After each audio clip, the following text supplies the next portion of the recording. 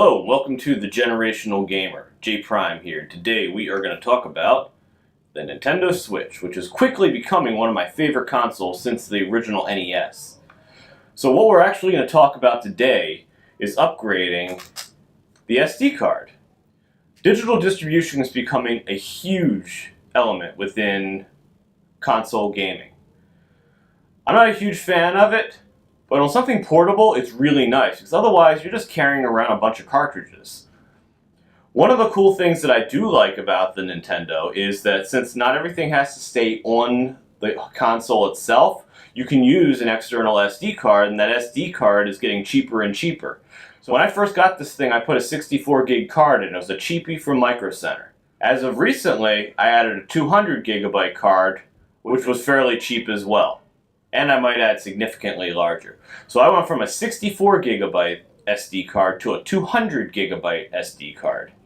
It is ridiculously easy. And I'm going to give you a brief overview and then I'll walk you through it. So in a nutshell, first thing you do is turn it off. And I mean turn it off. Don't just hit home and go to sleep. You want to shut it off. Okay? At that point, you pop up your little kickstand, you push it in, card comes out. Okay, great. That's your old one. Put that onto a little USB adapter, ideally USB 3, you're going to be waiting a while, and then it'll just copy it to a Windows PC. Now, I specifically said Windows because if you use a Mac, Macs have extra files in there. I tried it numerous times with a Mac. I haven't tried it with Linux yet. That may be a good try too. But I tried it numerous times with Mac and it failed every single time. So stick with a Windows PC. Okay, once you've done that, you put the new one in here. Turn the system back on. Go to the system menu, go down to Format, and format the card. It's going to give you a message saying, you sure you want to destroy everything? Well, and the truth of the matter is it's not really destroying, it's just adding a file system. A FAT32 file system. And you can do that on your own, again, in your Windows PC, but if it's a large enough SD card, Windows may not be able to do it naturally. So it's just easier doing it in here. Once you've done that, and your other stuff is already copied, you just simply drag the Nintendo folder over to the new SD card. Simple as that.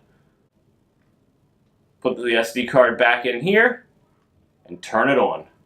Now, Nintendo on their own page has said that there's a chance that not everything will work properly, in which case you just re-download it. I checked every one of my downloadable items and every single one of them worked, and it was that simple. It picked up everything right where I left off. So, without further ado, let's get copying. This is my existing space with my 64 gig SD card. Hold the power button and go to power options. Ensure that you shut down. Do you see that little cloud icon? That means that there was a downloaded game on the system but not available because the card was removed. I prefer to format the new card on the system. Here are the steps. Yes, I do have the parental controls enabled. So go ahead and format, and then back out of the settings, and then power off your system again. Same steps as before. Now to a Windows PC, and only a Windows PC. Copy that Nintendo folder from one card to another. You can save it on your desktop first, but if you have two card readers, just drag and drop. You can see that there's more storage space now, and if you also notice, you'll notice that the cloud is no longer there on my downloadable items. Thanks for watching, and give a like and subscribe.